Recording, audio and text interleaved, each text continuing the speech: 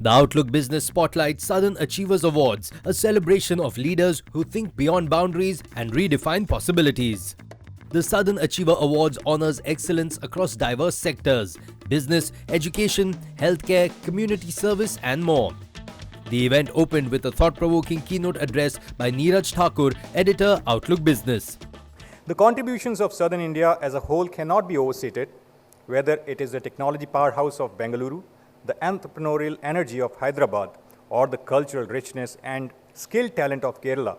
This region has led the way in business, education, and social progress. Tonight, as we celebrate these achievers, we are acknowledging not just individual success, but also the larger ecosystem of growth that the South has nurtured over decades. But behind every success lies a story of risks taken, challenges overcome, and dreams brought to life. These achievers remind us that success isn't just about personal milestones.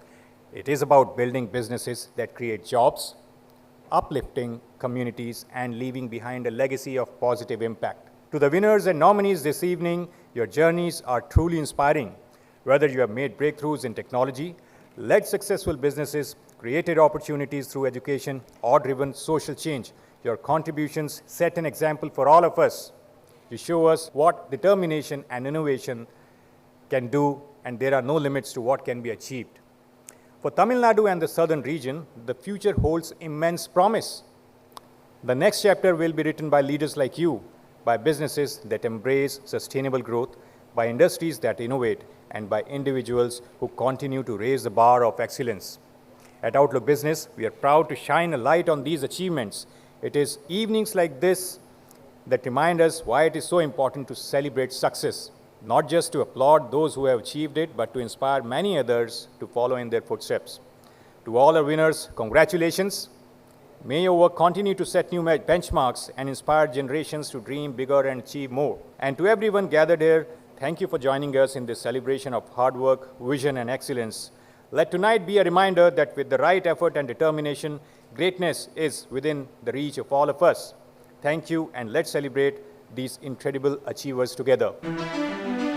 This was followed by an inaugural panel discussion, Power of Collaboration, Uniting Business and Community for Sustainability.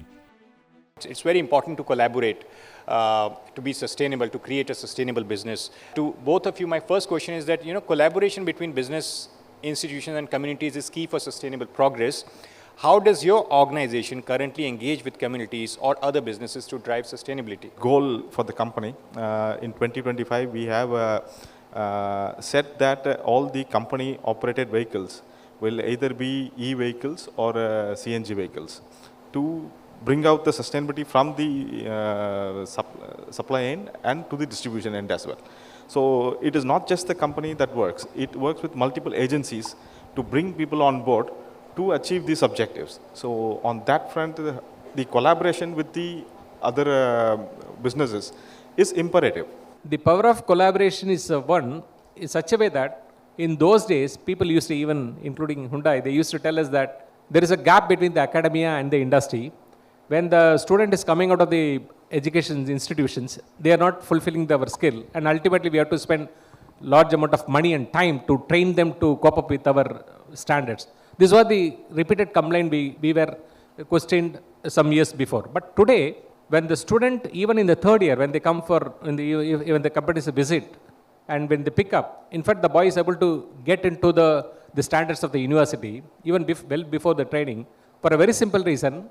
The institutions like SRM, well fostered with the lateral thinking, and we brought all this kind of in the learning process itself. We don't go teach and take it back. No. It is there in the system, it is there in the process, and because of this process building, the learning that we are giving to the student, making him to be more immune to the societal needs and continue the whatever may be the sustainability, either in the environment, either in his life, or either in his business, whatever it may be. And ultimately that skill is get carried out. As on 2023 itself, Sonneberg is hailed as the energy efficiency capital of the world, and it is already above 75% carbon neutral.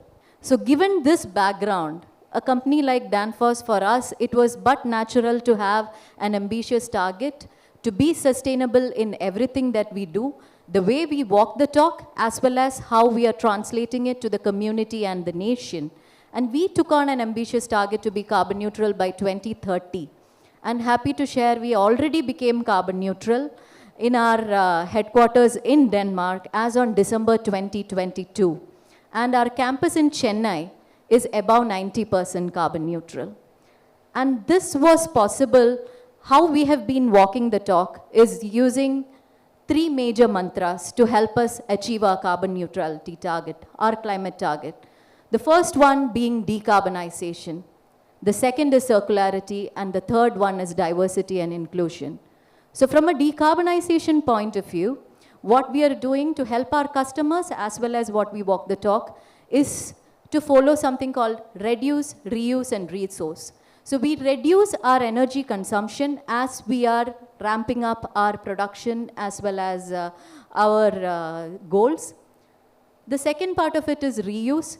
We work towards waste recovery, sector integration, etc. to help us in our reuse aspect of it. The third is resource, where it is not possible to have 100% green sources of energy, resource it through power purchase agreements, etc.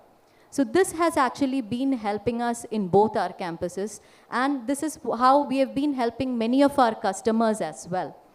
The second part of it is circularity.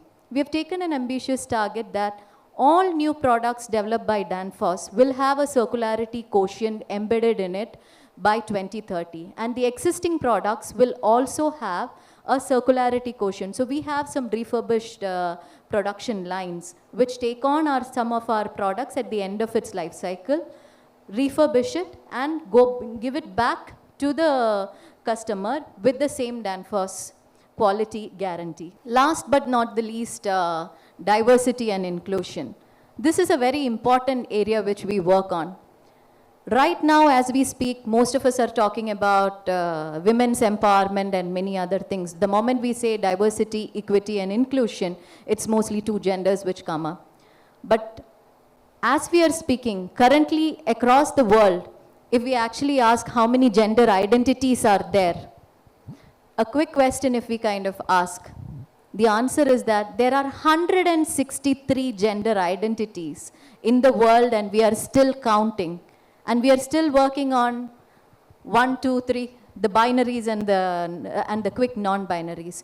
To have these 163 gender identities, identify them, and kind of be inclusive in our workplace as well as in our community. All these 3 are equally important. So given the same, we are using the same principle when it comes to our own campuses as well as our community. We work, just like Sir said, through our CSR and sustainability initiatives. We work with multiple industry sectors, industry bodies. We also work through our CSR on areas like education, sustainable livelihood through skill development, health, environment, etc. to kind of translate our subject matter expertise to help other people in this journey. The day continued with a spirited panel discussion, innovation as a catalyst for regional growth. Tele-ICU, tele-consultations, like say it's a Tamil Nadu, we get a lot of patients from Northeast and other countries for the skills what we have. Previously it was very difficult for the patient to move from there to here for simple opinion. Whereas sitting from here with the Zoom and other things, tele-consultations, we can rightly select, screen, advise for the simple things, and we can invite them only for the right surgeries or right treatment here. So all these things are helping us from the innovation side to develop the healthcare in this part of the country. We are one of the pioneers, I think, in the software product industry out of Chennai. We've been there in the business for 22 years plus. And so what makes innovation tick in the region, I would say, I called it TIC because there is a TIC involved. First is, of course, talent. The kind of talent that you are able to nurture, develop, and build out of this region has been great. Second is investment. Obviously, when you want to innovate, you got to invest into R&D, into technology, and ensure that investment is in the right direction for long-term benefits of the region. And the third is collaboration. Collaboration with industry, with academia, with government. And all the three together is when you actually have a regional growth happening through innovation. Last year, we launched a product that we had been developing for a few years. In fact, we actually had it in development for almost 4 years. And in that time, some of our competitors from the north, they launched their own version of the product. It came in, it failed. They launched another version. But we resisted the urge to put out product out there without having the rigorous R&D and training and testing in place. So that product was on the streets. It was continuously undergoing rigorous testing, while all of this marketing and everything else was happening elsewhere. So, and then we launched it last year, 4 years after it, we first had the product, but it was a relative success because we put in that effort into not just innovating, but also testing it rigorously and not giving into the urge for, marketing it before we had it completely tested. So I think that in a nutshell, it's that focus on the product or the service rather than the marketing of it, which has led to our excellence over many years and which also resonates with other companies from this part of the world. This was followed by the theme address by Ms. Harini Ravi, correspondent, SRM Group of Institutions. Society where sustainability and innovation do not come at the cost of one another. As a strong believer in the power of education and impact of the academic community, I am honored to be part of institutions that focus on the development of the personal and professional growth of young individuals so that they may grow up to become the versions of themselves that they're proud of. As a strong believer in the power of education and the impact of the academic community, I have spearheaded various initiatives to ensure that our institutions nurture the growth of students to be confident, self-actualized, and knowledgeable individuals. We encourage curiosity, creativity, and entrepreneurships so that they can be the future that we dream them to be. Who knows, perhaps one day they can find themselves in an event such as this one and have far more demonstrated progress in the discussions that we've had today. I believe that can only happen when the educational institutions of this country have strong commitment to innovation and best practices. I have supported innovation in our teaching pedagogy to facilitate these goals by enhancing our classroom experiences with technology, most notably our utilization of the learning management system or LMS platforms. Our teaching faculty are supported in their professional and personal growth with opportunities to expand their knowledge and contribute to the academic knowledge pool. In my experience, industry-academia collaboration is paramount to our understanding of what the student requires to not just be relevant, but successful in their career. So in pursuit of that goal, we have formed a corporate advisory board across all our institutions so that we can annually update our syllabus to be industry relevant, so that our students can get the placement of their dreams. This was followed by a theme address by the chief guest Thiru M.A. Subramaniam, Minister of Health and Family Welfare, Government of Tamil Nadu.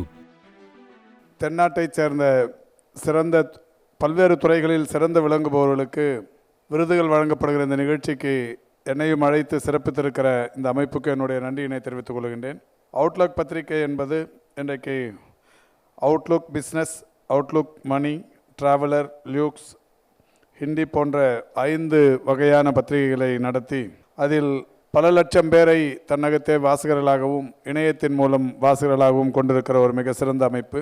இந்த அமைப்பின் சார்பில் இன்றைக்கு விருதுகள் வழங்கப்படுகிறது.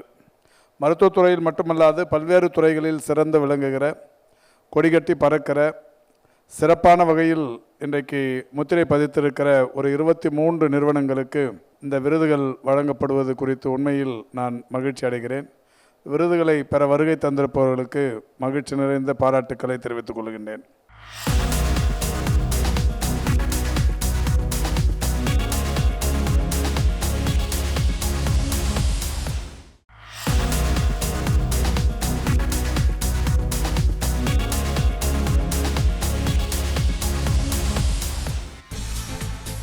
This was followed by a felicitation ceremony honoring leaders in diverse sectors. Layam Group was felicitated as a trusted partner for staffing.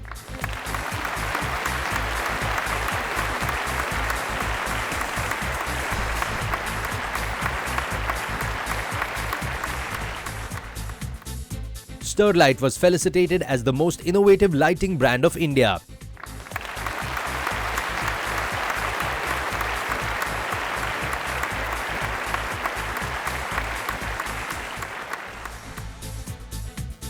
The next brand to be felicitated was TaskTel Technologies Private Limited as the emerging leader in AV integration.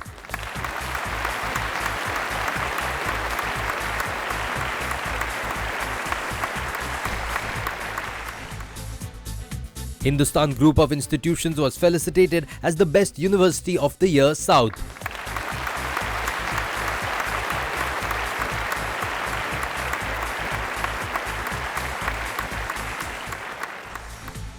Veranda Learning Solutions was felicitated as the Trailblazer in end-to-end educational solutions.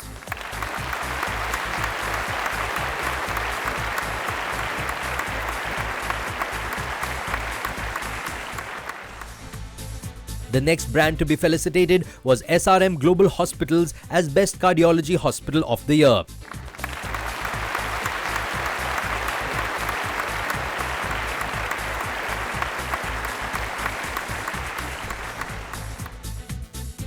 Featherlight Furniture was felicitated as the Innovative Office Solutions of the Year.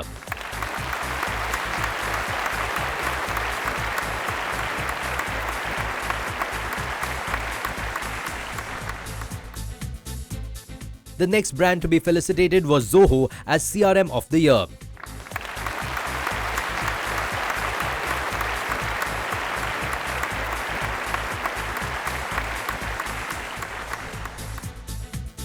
Dr. Sri Verma Ayurveda Society was felicitated with International Ayurveda Ambassador Award.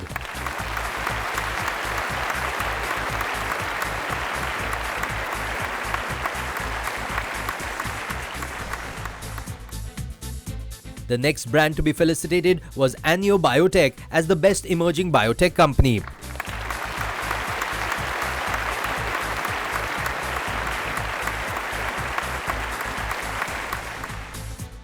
Tech Kshetra Info Solutions Private Limited was felicitated with Pioneers in AI-driven technology excellence.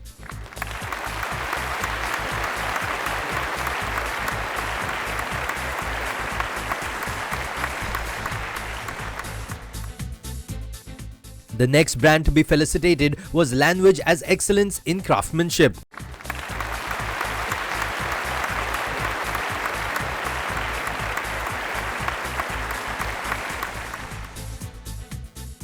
Avarian Soul Private Limited was felicitated with Top Brand Strategist of the Year.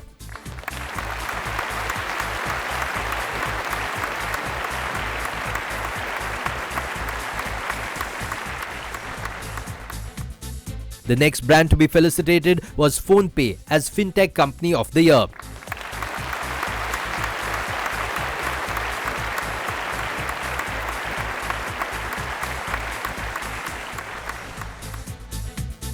SRM Group of Institutions was felicitated with Visionary Chairman of the Year. Dr. Kathiravan Kannan, Director Admissions, SRM Group of Institutions, accepted the felicitation on the behalf of Dr. R. Shivakumar. The next brand to be felicitated was Nippon Paint India Private Limited as Sustainable Paint Technology Award.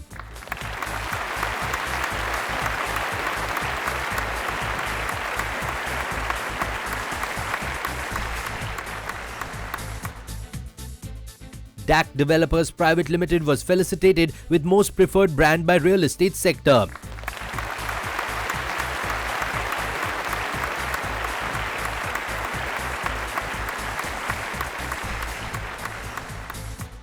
The next brand to be felicitated was Melbo Interior Technologies as Technological Innovation in Mosquito Net Screens.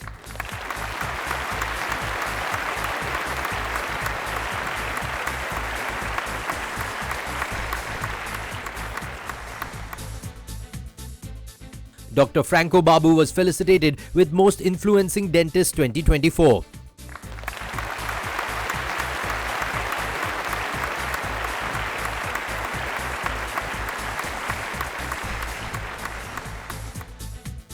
The next brand to be felicitated was YP Digest India Private Limited as game changer in new gen media.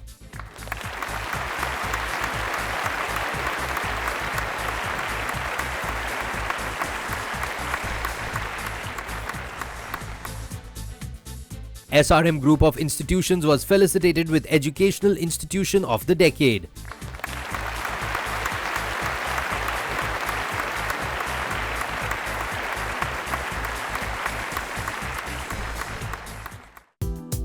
The Outlook Business Spotlight Southern Achievers Awards culminated on high-voltage discussions, pride and a sense of achievement. Though the curtains came down, but the search for excellence by the Times Group will go on.